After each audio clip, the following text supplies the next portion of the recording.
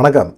செங்கோட்டையன் எங்கேயாவது பேச மாட்டாரா? அப்படிங்கிற ஒரு எண்ணம் எல்லாத்துக்குமே இருந்தது. அவர் வாய் திறந்து ஏதாவது பேசினா, அதுலேருந்து ஒரு லீடு எடுத்து எடப்பாடி பழனிசாமிக்கும் செங்கோட்டையனுக்கும் இந்த பஞ்சாயத்து ஓடுதுயா அப்படிங்கிற மாரி சொல்லலாம் அப்படின்னு சொல்லி பேசினா, செங்கோட்டையன் செய்தியாளர்கள் சந்திக்கிறத தவிர்த்துட்டார். யார்கிட்டயும் பேசுகிறதே இல்ல. "அப்பா ஆள விடுங்கப்பா. நான் பாட்டுக்கு என் வேலையை பார்க்குறேன். யாருக்கும் பிரச்சனை பண்ணலை. யாரை பற்றியும் தவறாக பேசலை. எனக்கு வேணாம்." அப்படிங்கிற மாதிரி ஒதுங்கி போகிறார். அவர் சட்டமன்றத்தில் கூட அதிமுக எம்எல்ஏக்கள் கூட்டத்தில் கூட ஆலோசனை கூட்டத்தில் கூட அவர் கலந்துக்க மாட்டார். எடப்பாடி பழனிசாமி உள்ளே உட்காந்துருக்கிறாரா, அப்படியே சரன்னு ரூட்டை மாற்றி அப்படியே சபாநாயகர் இதுக்குள்ளே போய்கிறாரு. ஏப்பா, சபாநாயகரை எதிர்த்து நம்பிக்கையில் தீர்மானம் நம்ம கொண்டு வந்திருக்கிறோம், அதிமுக சார்பாக கொடுத்துருக்கும்போது அந்த சபாநாயகரை சந்தித்து இவர் பேசுகிறாரு, இது நல்லாவா இருக்குது அப்படின்னா, செங்கோட்டையன் என்ன சொல்கிறாரு, என்னுடைய தொகுதி சம்மந்தப்பட்ட விஷயங்கள் சார்பாக நான் ஒரு சட்டமன்ற உறுப்பினராக சபாநாயகரை சந்திக்கிறேன். என்னுடைய பகுதியில் பவானிசாகர் அணையில் தினமும் ஒரு 3 லிட்டர் தண்ணி எடுக்க போகிறாங்க. 3 லட்சம் லிட்டர் தண்ணியை எடுத்தாங்க அப்படின்னா கண்டிப்பாக மிகப்பெரிய அளவில் விவசாயிகளுக்கு பாதிக்கப்படும். அப்படி பாதிக்கப்பட்டால் அவங்க எங்கே போய் நிற்பாங்க? நான் இது சம்மந்தமாக கவன ஈர்ப்பு தீர்மானம் கொண்டு வரணும் அப்படின்னு சொல்லிட்டு சபாநாயகரை சந்தித்தேன். கிட்டத்தட்ட ஒரு 200 விவசாயிகள் கையெழுத்து போட்டு என்கிட்ட மனு கொடுத்துருக்காங்க. அந்த மனுவை கொடுத்து தான் அவர்கிட்ட பேசினேன். ஏன் பேசக்கூடாதா? நான் மட்டும்தான் போய் பேசினேன்னா, கிட்டத்தட்ட அதிமுகவில் ஒரு 6-7 எம்எல்ஏக்கள் என் கூட வந்திருந்தாங்க. அவங்கவுங்க தொகுதி சம்மந்தமாக பேசினாங்களே அப்படிங்கிற மாதிரி ஒரு விஷயத்தையும் போட்டு விட்டார். 6-7 எம்எல்ஏக்களா? அவங்க எங்கேயா வந்தாங்க? இங்கே தானே இருந்தாங்க. திடீர்னு எப்போ போனாங்க? சபாநாயகரை சந்தித்தாங்க. செங்கோட்டையன் கூட உள்ளே போயிருக்கிறாங்களே ஐயா அப்படிங்கிற மாதிரி எடப்பாடி பழனிசாமி கேட்க ஆரம்பிச்சிட்டார். என்ன பிரச்சனை? என்ன பஞ்சாயத்து? என்னவோ ஓடுதே, நமக்கு எதிராக ஏதோ நடக்குதே அப்படிங்கிற மாதிரி இருக்குது. செங்கோட்டையன் தொடர்ந்து எடப்பாடி பழனிசாமியோட பேச்சுவார்த்தை நடத்த மாட்டேங்கிறாரு. எடப்பாடி பழனிசாமி இறங்கி செங்கோட்டையனுக்கு நெருக்கமான நபர்களை எல்லாம் வச்சு பேச்சுவார்த்தை நடத்துகிறார், சமாதான பேச்சுவார்த்தை நடத்துகிறாரு. செங்கோட்டையன் சொல்கிறது என்னன்னு கேட்டிங்கன்னா, அதிமுக வலுவிழந்து கிடக்குது, ஒருங்கிணைந்த அதிமுக வாங்க, ஒருங்கிணைந்த அதிமுக பாஜக கூட்டணி இதெல்லாம் வந்தால் நம்ம ஓரளவுக்கு தேர முடியும். ஏன் இப்படி பிடிவாதமாக இருக்கிறீங்க? உங்களுடைய தன்னிச்சையான போக்குக்கு இந்த கட்சி செட் ஆகாது அப்படிங்கிறது தான் செங்கோட்டையனோடது. ஏற்கனவே 6 பேர் கொண்ட குழு போய் செங்கோட்டையன் தலைமையில் எடப்பாடி பழனிசாமிகிட்ட சொல்லிட்டு வந்ததுக்கு ஓபிஎஸ் சசிகலாவை சேர்க்கவே முடியாது அப்படின்னு திரும்பவும் திமுறாவே எடப்பாடி பழனிசாமி பேசிக்கிட்டே இருக்கார். இது செங்கோட்டையனுக்கு ரொம்ப டென்ஷன் ஆகுது. கட்சியில் சீனியரு, கட்சியில் எப்படி வழி நடத்தணும் அப்படிங்கிற விஷயமா அவருக்கும் தெரியும். எடப்பாடி பழனிசாமியோட தெளிவாக யோசிக்கக்கூடியவர். இப்படிப்பட்ட ஒரு சூழ்நிலையில் அவர் எந்த விதத்துலையும் மதிக்கிறது இல்லாமல் அவருடைய தொகுதியில் அவரை டம்மியாகிற வேலையில் இறங்கிட்டார். இதுதான் எடப்பாடி பழனிசாமியோட மிஸ்டேக்கு. எடப்பாடி பழனிசாமி பண்ணுற தப்பு என்னென்னா, கட்சியில் சீனியர்களை டம்மியாக்கணும். அப்படி டம்மியாகணும்னா அவங்கள யாருமே மதிக்கலை அப்படின்னா அவங்களே கொஞ்சம் காலகட்டத்தில் தெரியாமல் போயிடுவாங்க அப்படிங்கிற ஒரு எண்ணம் தான். செங்கோட்டையனை டம்மியாகிற வேலையில் இறங்கிட்டார். ஏன்னா செங்கோட்டையன் கட்சியில் சீனியரு, எடப்பாடி பழனிசாமிக்கே அவர் தான் குருநாதர். அப்படிப்பட்ட ஒரு சூழ்நிலையில் அவர் கட்சிக்குள்ளே மிகப்பெரிய ஆளாக ஒரு பிம்பமாக வளர்ந்தாருன்னா நமக்கு இடைஞ்சலாக இருந்துருவார். இப்போ செங்கோட்டையன் விட்டு கொடுத்தனால தான் இவர் எடப்பாடி பழனிசாமி முதலமைச்சர் ஆக முடிஞ்சது. அப்படிப்பட்ட ஒரு சூழ்நிலையில் திரும்பவும் செங்கோட்டையனை வளர விடக்கூடாது. அதுவும் இல்லாமல் தொடர்ந்து செங்கோட்டையன் அவருடைய தொகுதியில் கோபிச்செட்டிப்பாளையத்தில் ஜெயிச்சிட்டு வந்துகிட்டே இருக்கிறார். அவர் எந்த சூழ்நிலையிலுமே அதிமுக ஜெயிக்கலைனாலும் இவர் எம்எல்ஏவாக தொடர்ந்து ஜெயிச்சுக்கிட்டே இருக்கார். எப்படி ஓபிஎஸ்ஸை அவர் தொகுதியில் அவரை தோக்கடிக்கணுங்கிறதுக்காக கடந்த தேர்தலில் பயங்கரமான ஒரு முயற்சி எடப்பாடி பழனிசாமி எடுத்தார். ஏன்னா ஓபிஎஸ் அவரும் முதலமைச்சர் வேட்பாளர் அப்படிங்கிற மாதிரி சொன்னார். அவரை சமாதானப்படுத்துறதுக்குள்ளே எடப்பாடி பழனிசாமிக்கு போதும்னு ஆயிடுச்சு. ஆனாலும் பார்த்திங்கன்னா, அவரை தோக்கடிச்சிட்டோம்னா நமக்கு இனிமேல் இந்த பஞ்சாயத்தே வராது அப்படிங்கிற எண்ணத்தில் அவர் தோக்கடிக்கிறதுக்கு அதிமுகவிலே உள்ளடி வேலையெல்லாம் நிறைய பார்த்தார் எடப்பாடி பழனிசாமி. ஆனால் என்ன பண்ண முடியும்? ஓபிஎஸ் ரொம்ப கடுமையான ஒரு போராட்டத்துக்கு அப்புறம் ஒரு குறைந்த வாக்கு வித்தியாசத்தில் தான் ஜெயிச்சார். இதெல்லாம் எடப்பாடி பழனிசாமி பண்ணுற ஒரு வேலை தான். இது என்ன பண்ண முடியும்? இதே செங்கோட்டையனுக்கும் பண்ணுறாரு. அப்படிங்கும்போது செங்கோட்டையன் தரப்பில் இருக்கிற ஆதரவாளர்கள் எல்லாமே பயங்கரமான டென்ஷன் ஆகிட்டாங்க. இது எடப்பாடி பழனிசாமி எப்பயுமே பண்ணுற ஒரு விஷயந்தான். அவர் என்னென்னா, அவருக்கு பிடிக்கல அப்படின்னா அவர் கட்சியிலேருந்து ஓரங்கட்டணும் அப்படின்னம்னா அவரை என்ன செய்யணும், கட்சியில் இருக்கிற மற்ற நிர்வாகிகள், புதுசாக நிர்வாகிகள் இருக்காங்கள்ல, அவங்கள வச்சு இவரை டம்மியாக்குறது, இவரை அவமானப்படுத்துறது. இந்த ஆலோசனை கூட்டத்தில் கூட நான் 2011 அதிமுகவில் இருக்கேன், எனக்கு என்ன பதவி கொடுத்தீங்க, என்ன இது பண்ணீங்க அப்படின்னு சொல்லி ஒருத்தரை விட்டு எடப்பாடி பழனிசாமி ஒரு ஆள் அனுப்புகிறாங்க. அவங்க தரப்பில் அனுப்புகிறாங்க. அவர் செங்கோட்டையன்ட்ட வாக்குவாதம் பண்ணுறாரு. நீ வா போன்னு பேசுகிறாரு, ஒருமையில் பேசுகிறாரு. செங்கோட்டையனே ரொம்ப ஆச்சரியப்பட்டு போயிட்டார். நம்ம தரப்பில் இருக்கிற இந்த மாதிரி ஆதரவாளர்கள் எல்லாமே இப்படியெல்லாம் பேச மாட்டாங்களே, அதிமுககாரங்க இந்த மாதிரியெல்லாம் மரியாதை இல்லாமல் பேச மாட்டாங்களே, இப்படி பேசுகிறாங்களே அப்படிங்கிறது இது செங்கோட்டையனுக்கு தெரிஞ்சிச்சு. யார் இதெல்லாம் பண்ணுறது அப்படிங்கிற மாதிரி தான். அவருடைய தொகுதியில் ஒரு கோஷ்டியை எடப்பாடி பழனிசாமி உருவாக்கி செங்கோட்டையனுக்கு எதிராக செயல்படுறாங்க அப்படின்னா என்ன நினைக்கும்? அதுவும் இல்லாமல் செங்கோட்டையனுக்கு யாரெல்லாம் ஆதரிக்கிறாங்களோ ஆதரவாளர்கள்லாம் அவங்களுக்கு வந்து நிர்வாகி பதவியெல்லாம் கொடுக்குறதே கிடையாது எடப்பாடி பழனிசாமி. அவர் தன்னிச்சையாக முடிவு எடுக்கிறார். செங்கோட்டையன் எவ்வளவு தான் வந்து ஒரு பட்டியல் போட்டு கொடுத்தாலும் எடப்பாடி பழனிசாமி வந்து நியமனம் பண்ணுறதுல வந்து தகராறு பண்ணுறாரு. அந்த ஏரியாவுக்குள்ளே எடப்பாடி பழனிசாமியோட சொந்தக்காரர் கருப்பண்ண எம்எல்ஏ இருக்கிறார்ல, அவர் வந்து கொடுக்குற லிஸ்ட்டை வந்து செங்கோட்டையனுக்கு எதிராக போட்டு விட்றாரு. இதெல்லாம் எவ்வளோ பெரிய அவமானம் தெரியுமா செங்கோட்டையனுக்கு? செங்கோட்டையன் ஆதரவாளர்கள்லாம் என்ன நினைப்பாங்க? ஏன்னா நீ தானே மாவட்ட செயலர், நீ சொல்கிறத வந்து எடப்பாடி பழனிசாமி கேட்க மாட்டேங்கிறாரு. ஆனால் பக்கத்து தொகுதியில் இருக்கிற மாவட்ட செயலர் கருப்பண்ண எம்எல்ஏ சொல்கிறாரு, அவர் சொல்கிறத வந்து நியமனம் பண்ணுறாரு அப்படின்னா, அப்போ உனக்கு என்னென்ன செல்வாக்கு இருக்குது அப்படிங்கிற மாதிரி கேட்பாங்களா மாட்டாங்களா? அதை தான் கேட்க ஆரம்பிச்சிட்டாங்க. இதுக்கு இடையில் என்னன்னு கேட்டிங்கன்னா, செங்கோட்டையன் பஞ்சாயத்து ஏகப்பட்ட பஞ்சாயத்து ஓடிக்கிட்டே இருக்குது. அவர் வந்து நிர்வாகிகள் நியமனத்துலேருந்து அதுக்கு முன்னாடியிலேருந்து எடப்பாடி பழனிசாமியோட ஒரு மோதல் போக்கு தான் இருந்துக்கிட்டே இருக்குது. ஏன்னா அவருடைய உறவினர் கருப்பண்ணன் வந்து செங்கோட்டையன்கிட்ட தகராறு பண்ணிக்கிட்டே இருக்கிறாரு. இந்த மாதிரி சூழ்நிலையில் என்ன பண்ணுறது? எடப்பாடி பழனிசாமிகிட்ட புகார் தெரிவித்தாலும் கண்டுக்கிறது இல்லை. எடப்பாடி பழனிசாமி செங்கோட்டையனை டம்மியாக்கணும் அப்படிங்கிற ஒரு எண்ணம் மட்டும்தான் இருக்குது.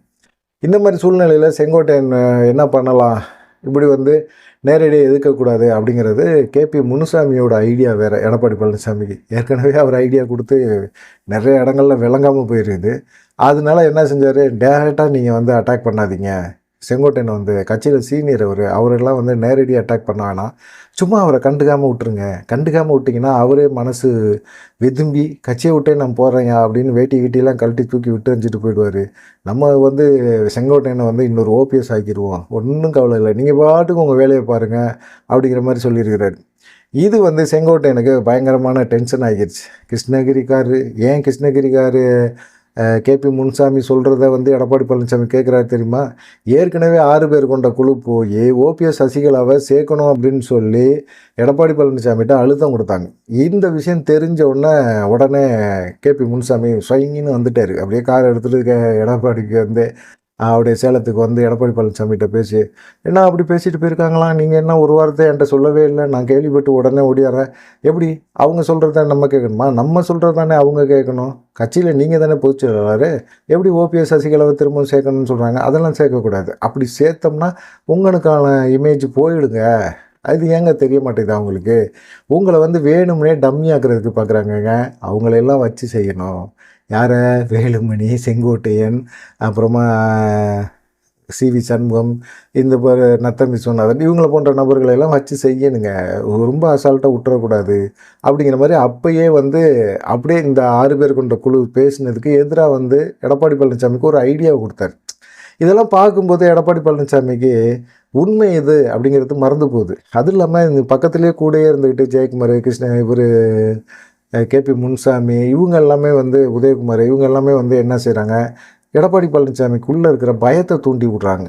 அவங்கெல்லாம் உள்ளே வந்தாங்கன்னா உங்கள் பொதுச்செயலர் பதவி போயிடுங்க, உங்களை டம்மி ஆக்கிடுவாங்க, நீங்கள் அவங்க திரும்பவும் அவங்க காலில் விழுந்து தான் கேட்கணும். அதுவும் இல்லாமல் அவங்க வந்து இவ்வளோ தூரம் நீங்கள் அவமானப்படுத்திருக்கீங்க, பழி வாங்கியிருக்கிறீங்க, அதை மனசுக்குள்ளே வச்சுருப்பாங்க. சாதாரண மனுஷங்க தானேங்க, பதவி ஆசை உள்ளவங்க தானேங்க, அவங்க இதெல்லாம் வந்து மறந்துடுவாங்களா? அவ்வளோ சுலபத்தில் எல்லாம் மறக்க முடியாதுல்ல. அவங்க பழி வாங்குவாங்க கண்டிப்பாக. இப்போ அதை வெளிக்காட்டிகளைனாலும் கட்சிக்குள்ளே உள்ளே வந்துட்டாங்க அப்படின்னா அவங்க தனியாக ஒரு கோஷ்டியை உருவாக்குவாங்க. கோஷ்டியை உருவாக்குனாங்கன்னா கண்டிப்பாக உங்களுக்கு எதிராக செயல்படுவாங்க. செயல்பட்டு உங்களை கட்சியை விட்டு தூக்கி விட்டுறதுக்கு நிறைய வாய்ப்புகள் இருக்குங்க அப்படின்னு பயமுத்துனா, ஏன்னா இவ்வளோ செலவு பண்ணி நான் ஒரு பொதுச்செயலாளன் ஆயிருக்கேன், அந்த பொதுச்செயலாளன் ஆனது கூட அங்கீகரிக்க முடியாமல் தேர்தல் ஆணையம் வேறு செக் வச்சுருக்குது, பாஜக வேறு அழுத்தம் கொடுத்துக்கிட்டு இருக்காங்க, இப்படி பலதரப்பட்ட பிரச்சனைகள் கிடக்கும்போது இது வேறு நமக்கு தேவையா அப்படிங்கிற எண்ணத்தில் தான் என்ன செய்கிறாரு, கேபி முனுசாமி சொல்கிறதெல்லாம் கேட்குறாரு. எடப்பாடி பழனிசாமிக்கு சுயமாக எதையுமே யோசித்து பேசக்கூடிய அளவுக்கு தகுதியெல்லாம் இல்லை அவர்கிட்ட. யார் யார் என்னவோ சொல்கிறாங்களோ அதெல்லாம் கேட்டுக்கிறாரு. அதில் வந்து என்னென்னா அவருக்கு ஆதரவாக பேசுகிறவங்களோட இதை மட்டும் எடுத்துக்கிறாரு. இது தப்பு இல்லையா? கட்சி நலனுக்காக செயல்படணும். கட்சி தலைவர் அப்படிங்கிற முறையில் பொதுச்செயலாளர் அப்படின்னா தொண்டர்கள் என்ன நினைக்கிறாங்க அப்படிங்கிற ஒரு விஷயத்தை தான் எடுத்துக்கணும். அப்படி எடுத்துக்க மாட்டேன் அப்படின்னு சொன்னால் கட்சி ஆனா போகும். இதை தான் செங்கோட்டையன் சொல்லிக்கிட்டே இருக்கிறார். இப்போ செங்கோட்டையன் வந்து அவருக்கு எதிர்ப்பு தெரிவிச்சிட்டாரு. கட்சி நிகழ்ச்சி இல்லாத இதுலலாம் வந்து எடப்பாடி பழனிசாமி கலந்துக்கிற விஷயங்களை தாண்டி இப்போ கட்சி நிகழ்ச்சியிலே வந்து செங்கோட்டையன் எடப்பாடி பழனிசாமி கலந்துக்கிட்டால் நான் கலந்துக்க மாட்டேன், அவரை நான் ஒரு ஆளாகவே ஒரு பொருட்டாகவே நான் மதிக்கலை அப்படிங்கிற மாதிரி அவருடைய சைலண்ட் வந்து காட்டுது. இது எடப்பாடி பழனிசாமிக்கு டென்ஷன் ஆகுது. என்னடா இது, இப்போ ஒருத்தர் நேரடியாக பேசுகிறாரு அப்படின்னா நேரடியாக பதில் சொல்லலாம். அவர் திட்டுறாருன்னா நம்மளும் திட்டலாம். அவர் இந்த மாதிரி எடப்பாடி பழனிசாமி எனக்கு துரோகம் பண்ணிட்டாருன்னா செங்கோட்டையன் எனக்கு இப்படி துரோகம் பண்ணார் அப்படின்னு சொல்லலாம். ஆனால் எதுவுமே பண்ண மாட்டேங்கிறாரு செங்கோட்டையன், அமைதியாக இருக்கிறாரு. அவர் பாட்டுக்கு சைலண்ட்டாக நீ உன் வேலையை பாரு, நான் என் வேலையை பார்க்குறேன். நீ அதிமுக காரன் தான், நானும் அதிமுக காரன் தான். நீயும் சாதாரண தொண்டன் தான், நானும் சாதாரண தொண்டன் தான். நீ எந்த அளவுக்கு சாதாரண தொண்டன் பொதுச்செயலாளர்னு நினைக்கிறியோ அதே போல் நானும் சாதாரண தொண்டன் தான், நானும் ஒரு வேளை பொதுச்செயலாளர் ஆகலாம் அப்படிங்கிற மாதிரி அவர் நடந்துக்கிற விதம்லாம் பார்க்குறதுக்கு ஒரு மாதிரியாகவே இருக்குது அப்படிங்கிற மாதிரி சொல்கிறாங்க. இந்த சமயத்தில் வந்து எடப்பாடி நேற்று பேசுனதுலேயும் பார்த்தீங்கன்னா ஒரு அர்த்தம் படுற மாதிரியே பேசிகிட்டு இருக்கிறாரு அப்படிங்கிற மாதிரி தான் இருக்குது. என்ன யார் வேணாலும் எந்த பொசிஷனுக்கு வேணாலும் வரலாம் அப்படின்னு எடப்பாடி பழனிசாமி வேறு சொல்கிறாரு, சாதாரண தொண்டன் வேறு சொல்கிறாரு, இதே வந்து செங்கோட்டையன்னு சொல்கிறாரு. என்ன நடக்க போகுது, என்ன நடக்குது அப்படிங்கிற மாதிரி கேட்குறாங்க. செங்கோட்டையன் இப்படியே தொடர்ந்து போனார் அப்படின்னா அவர் பாஜக பக்கிட்ட போகிறாரா அப்படிங்கிற மாதிரி தான் இருக்குது. ஆனால் பாஜக பக்கிட்ட அவர் போகிறதுக்கு வாய்ப்பே இல்லை. ஏன்னா இங்கே யார் வேணாலும் எங்கே வேணாலும் போகலாம் அப்படின்னு நேற்று செய்தியாளர் சந்திப்பில் எடப்பாடி பழனிசாமி சொல்லியிருக்காரு. நான் சுதந்திரமாக விட்டுருக்கேன், யார் வேணாலும் எதை வேணாலும் பேசலாம், யார் வேணாலும் எங்கே வேணாலும் போகலாம். நான் திமுக போல் அதிமுக நடத்தலை, இது கட்சி சுதந்திரமான கட்சி, இந்த கட்சியில் வந்து யார் எதை வேணாலும் பேசலாம், சுதந்திரமாக இருக்க விட்டுருக்கேன், எங்கே வேணாலும் போகலாம் அப்படின்னு சொல்லியிருக்கிறாரு. அப்படிங்கும்போது செங்கோட்டையன் ஒரு வேளை பாஜக பக்கிட்டு போகிற மாதிரி இமேஜை உருவாக்குறாரா? ஆனால் செங்கோட்டையன் அதை பற்றியெல்லாம் சொல்லலை. அவர் என்ன சொல்கிறாரு அப்படின்னா, நான் எப்போயுமே அதிமுக காரன் தான், கடைசி வரைக்கும் அதிமுக கார வேஷ்டி கட்டுவேன் அப்படின்னு தான் மாதிரி சொல்கிறாரு. ஏற்கனவே பாஜக அவரோட பேச்சுவார்த்தையெல்லாம் நடத்துனாங்க, கவர்னர் பதவி தரேன்னாங்க, எல்லாமே தரேன்னு சொன்னாங்க. ஆனால் அவர் அதை பற்றியெல்லாம் விரும்பவே இல்லை, அது பெருசாக கண்டுக்கவே இல்லை. அவர் அதிமுக காரன்னா நான் இருக்கிறேன் போதும் எனக்கு அப்படிங்கிற மாதிரி தான் அவர் சொல்லியிருந்தார். இந்த மாதிரி சமயத்தில் வந்து அவர் வந்து வேறு கட்சிக்கு போகிறாருங்க அப்படிங்கிற மாதிரி எடப்பாடி பழனிசாமி வேறு டைரெக்ஷனில் திருப்பி விட பார்க்குறாரு செங்கோட்டையன் பிரச்சனையை. ஆனால் செங்கோட்டையன் ரொம்ப கூலாக அவர் பாட்டுக்கு அதை கடந்து போகிறதுக்கான வேலைகளை தான் நேற்று அந்த யூடியூப் சேனலில் நடத்தின நிகழ்ச்சியில் கலந்துட்டு பேசும்போது அப்படி பேசியிருந்தார்.